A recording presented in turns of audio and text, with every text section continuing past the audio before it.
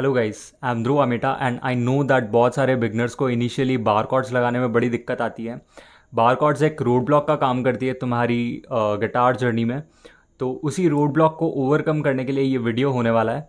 इस वीडियो में पूरा फ्रेमवर्क है किस तरीके से हम बार कॉर्ड्स के बेसिक्स को प्रैक्टिस करेंगे एंड उसे एक एडवांस गिटारिस्ट के लेवल तक लेकर जाएंगे। So do watch this video till the and. और इस फ्रेमवर्क में स्टेप बाय स्टेप एक एक चीज़ मैंशनड है, किस तरीके से तुम्हें प्रैक्टिस करनी है, किस तरीके से अप्रोच करना है, क्या गलत तरीका है, क्या गलतियाँ तुम कर सकते हो। मैंने बहुत सारी रिसर्च की है इन वीडियोस पे। मैंने खुद दूसरे यूट्यूबर्स के वीडियो देखे हैं इस वीडियो को बनाने के लिए, so that every point can be covered in this video. What if I said that bar chords are not about physical strength but a mental game? Bar chords ना आपको पहले यहाँ पे मास्टर करनी है, उसके बाद आप गिटार पर उसे मास्टर कर सकते हैं। क्यों मैं ऐसा बोल रहा हूँ? बिकॉज बहुत सारे बिगनर्स इनिशियली एक दो दिन प्रैक्टिस करके छोड़ देते हैं, बिकॉज उन्हें लगता है कि इससे आवाज़ ही नहीं आ रही है, मैं कभी इसे कर नहीं पाऊँगा। बट वहाँ पे ही सब लोग गेम हारते हैं। आपको कंसिस्टेंसी के साथ चाहे आवाज़ आए चाहे आवाज़ ना आए, आपको 1 से 2 वीक तक उसे प्रैक्टिस करना है and I am making sure that 1 से 2 वीक में आपको नोटिसेबल रिजल्ट्स मिलेंगे। तो इस मास्टर क्लास को मैंने 3 स्टेजेस में डिवाइड किया है। एक होगी बिल्कुल बिगनर वाली, और उसके बाद थोड़ा सा एडवांस जाएंगे एंड उसके बाद हम बार कॉर्ड्स को मास्टर करेंगे। So the stage 1 is bar finger, जो कि है हमारी इंडेक्स फिंगर। इसे फ्लैटबोर्ड पर रखना है एंड इसे हम स्ट्रेंथन करेंगे तब तक जब तक हम बार कॉर्ड्स के लिए इसे रेडी ना कर लें। यह हमारी ऐसी दोस्त है जो बार कॉर्ड्स में हमारा बहुत साथ देने वाली है। तो देखो, बार लगाने के लिए ना सबसे पहले हमें इंडेक्स फिंगर को इन फ्लैटबोर्ड के एंडिंग पार्ट पे रखना है। अब एंडिंग पार्ट बिल्कुल ये जो डिवीजन से पहले आएगा, ना इस डिवीजन के आगे ना इस डिवीजन के बहुत ज़्यादा पीछे, बिल्कुल यहाँ पर देख सकते हो। तो इंडेक्स फिंगर को यहाँ पर रखना है। एंड एक गलती जो बहुत सारे बिगनर्स करते हैं वो इंडेक्स फिंगर को कुछ इस तरीके से रखते हैं, जो कि एक गलत तरीका है। आपको इंडेक्स फिंगर को ऊपर तक रखना है, ऐसे नहीं, ऐसे फ्लैटबोर्ड के फ्रंट में नहीं, फ्लैटबोर्ड के ऊपर। तो ये जो ऊपर वाला जो पार्ट है फिंगर का, ये बार को लॉक करेगा। इससे आपकी ग्रिप अच्छी होगी, इससे आपको बार कॉर्ड लगाने में ईजी फील होगा। तो ग्रिप को अच्छा करने के लिए इंडेक्स फिंगर को इस तरीके से ऊपर फिट करना है and you can lock it. तो इसके बाद आपकी बहुत क्लियर आवाज़ आएगी। अगर इंडेक्स फिंगर अच्छे से फिट नहीं हो रही है तो इसे दूसरी फिंगर से सपोर्ट कर सकते हो एंड देन इसे आगे हर एक फ्लैट तक, फ्लैट नंबर 2, 3, 4, 5, 6 ऐसे करके यहाँ तक हमें प्रैक्टिस करना है। तो flat number 1 move up to second flat, 2, 3, 4, 5, 6।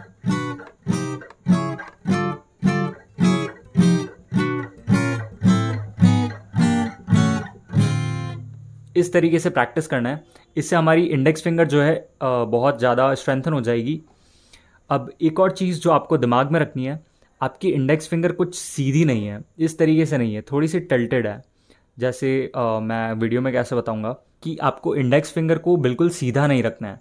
जैसे ये आपका फ्लैटबोर्ड है एंड ये आपकी इंडेक्स फिंगर है, तो आपको इंडेक्स फिंगर को इस तरीके से नहीं, आपको टिल्टेड रखना है। आपको इंडेक्स फिंगर को इस तरीके से रखना है। इससे आपकी ग्रिप भी अच्छी होगी और आपको बार कॉर्ड लगाने में बहुत ईजी फील होगा। Now you have to practise it till the and.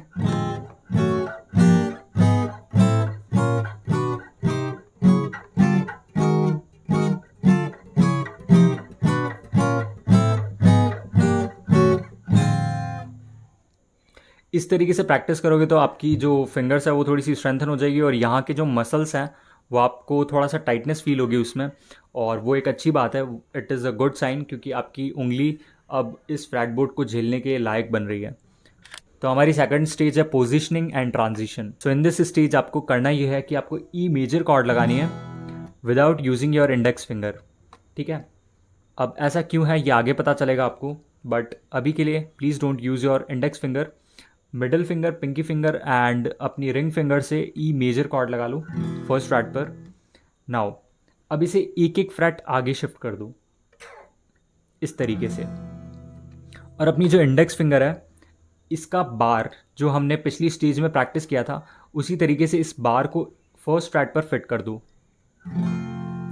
अब ये हो गया हमारा बार कॉर्ड का मोस्ट कॉमन शेप, जो कि बहुत सारे गिटारिस्ट सबसे पहली बार सीखते हैं। अब फर्स्ट टाइम में आपकी ऐसी आवाज़ नहीं आएगी, ऑब्वियसली आपकी आवाज़ आएगी ऐसी, कुछ इस तरीके की आपकी आवाज़ आएगी, कुछ इस तरीके की। तो दैट इज़ कम्प्लीटली नॉर्मल। तो धीरे धीरे प्रैक्टिस के साथ आएगा। इसके साथ साथ आप लोगों को एक और चीज़ पता होनी चाहिए कि आपका जो थंब है वो फ्रेटबोर्ड के पीछे रहेगा, ना कि उसके ऊपर। ओपन कॉर्ड्स में यूजुअली हम हमारा थंब यहाँ पर रखते हैं इस तरीके से, जैसे जी मेजर है या सी मेजर है या डी मेजर है, तो हमारा थंब यहाँ पर स्ट्रिंग को भी प्रेस करता है कितनी बार, या फिर ऊपर रहता है। बट इन बार कॉर्ड्स हमारा थंब पीछे चला जाता है और हमारी हैंड पोजिशनिंग थोड़ी ऐसे टिल्ट हो जाती है इस तरीके से। ओपन कॉर्ड्स में ऊपर रहेगा एंड बार कॉर्ड्स में हाथ इस तरीके से नीचे चला जाता है। एंड जो थंब की पोजीशनिंग है मैं आपको बैक एंगल से बता देता हूँ। कुछ इस तरीके की पोजीशन रहती है और ये ना ज़्यादा ऊपर है ना ज़्यादा पीछे है, ये बस नेक के बीच में रहेगा। तो आई होप आपको आइडिया लग चुका है। तो आपको अभी इसी शेप को प्रैक्टिस करना है। पहले ई मेजर लगाना है, उसे एक फ्रेट आगे लेना है एंड इंडेक्स को फिट करना है। इसे थोड़ा बहुत हिलाओ डुलाओ, थोड़ा देखो कि किस तरीके से पूरा शेप बन रहा है आपका बार कॉर्ड में। C to F ट्रांजिशन आपको आ चुका है and now what you have to do is C major chord पकड़िए एंड सी मेजर के बाद अपनी जो मिडिल फिंगर है इसे एक स्ट्रिंग नीचे यानी कि थर्ड स्ट्रिंग सेकंड फ्रेट पर रख दीजिए एंड अपनी पिंकी फिंगर है इसे फोर्थ स्ट्रिंग थर्ड फ्रेट पर रखिए। और this is almost F major chord. हमने सिर्फ बार नहीं लगाया है, तो इसे बार फिट करने के लिए आपको अपना थंब पीछे लेना है एंड अगेन आपको बार फिट करना है। तो ये वापस एफ मेजर कॉर्ड बन गया है, C major and then F major. इस तरीके से आप ट्रांजिशन प्रैक्टिस कर सकते हैं। और ये जो हमारी फिंगर रहने वाली है रिंग फिंगर, ये सी मेजर कॉर्ड में और एफ मेजर कॉर्ड में हमेशा सेम एंगल पर रहती है, सेम जगह पर रहती है। तो इसे हमें टच नहीं करना है, इसे हमें हिलाना नहीं है। तो ट्रांजिशन के टाइम पे ये हमारा बेस का काम करेगी, ये हमारी ग्रिप का काम करेगी। तो ट्रांजिशन के टाइम पे मैं इसे इस फिंगर को यहीं पे रहने दूंगा and I will switch to F chord. तो सी एंड एफ। अगर धीरे बताऊं तो ये देखो इस तरीके से ट्रांजिशन आ रहा है। Now so let's move to our third stage. Third stage में हमें करना ये है कि हमें ई मेजर कॉर्ड पहले जैसे पकड़नी है एंड इसे सेवन्थ फ्रेट पर मूव करना है गिन के 1 2 3 4 5 6 7। अब सेवन्थ फ्रेट पर यहाँ पे हमें बार फिट कर देना है पहले जैसे। अब पोजीशन तो हमारी सेम है बट इसे हम एफ मेजर कॉर्ड नहीं, इसे हम बी मेजर कॉर्ड बोलेंगे। वो पोजीशन के हिसाब से कॉर्ड का नाम चेंज होता है, कॉर्ड की फ्रीक्वेंसी और आवाज़ भी चेंज होती है। तो ज़्यादा म्यूज़िक थ्योरी में ना घुसते हुए मैं आपको बताना चाहूँगा कि आपको प्रैक्टिस यहाँ पे करनी है। क्यों? क्योंकि देखो अगर आप ध्यान से देखोगे तो फ्रैट्स का जो यहाँ पे डिस्टेंस है वो बहुत ज़्यादा है और एज़ कम्पेयर टू हेयर यहाँ पे फ्रैट्स का डिस्टेंस थोड़ा कम है। तो इससे होगा ये कि जब हम यहाँ पे एफ मेजर कॉर्ड प्रैक्टिस करते हैं या बार कॉर्ड प्रैक्टिस करते हैं तो हमें डिफ़िकल्ट लगता है।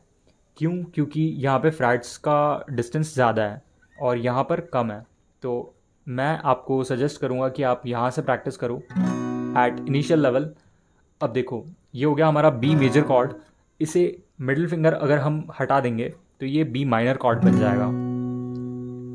शुरू में आप लोगों की आवाज़ थोड़ी इस तरीके से आएगी एंड दैट्स कम्प्लीटली फाइन।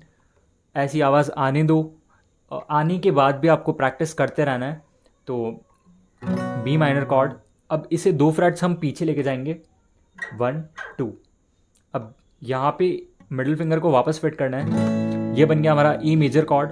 नाम आपको याद रखने की ज़रूरत नहीं है, आपको बस पोजीशन देखनी है कि किस जगह पर चल रहा है।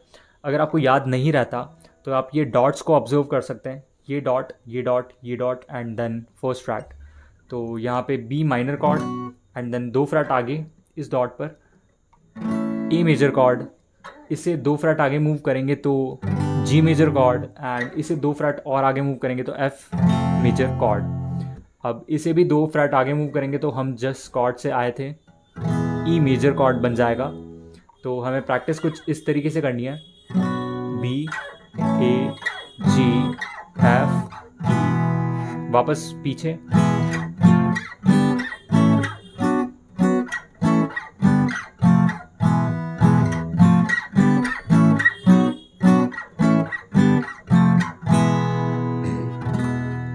शुरू शुरू में आपकी आवाज़ कुछ ऐसी निकलेगी।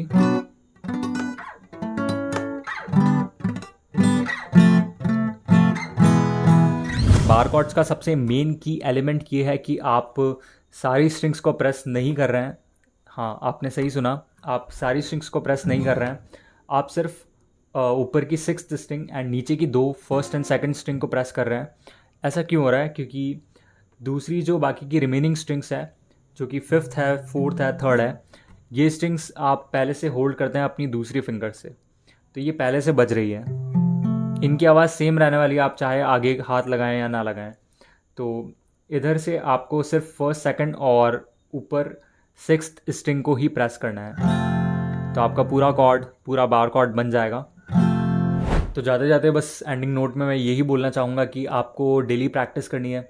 कंसिस्टेंसी के साथ अगर ये सारी चीज़ें फॉलो अप करोगे, then you will definitely learn bar chords in within 1 to 2 weeks और 3 वीक्स, क्योंकि इतना भी हार्ड नहीं है। मुझे ऐसा लगता था जब मैं बार कॉर्ड्स प्रैक्टिस करता था, तब मुझे बहुत ऐसा लगता था कि बहुत हार्ड चीज़ है, मैं कभी कर ही नहीं पाऊँगा। But after practicing several days मुझे ऐसा लगने लगा कि हाँ यार, हो तो रहा है।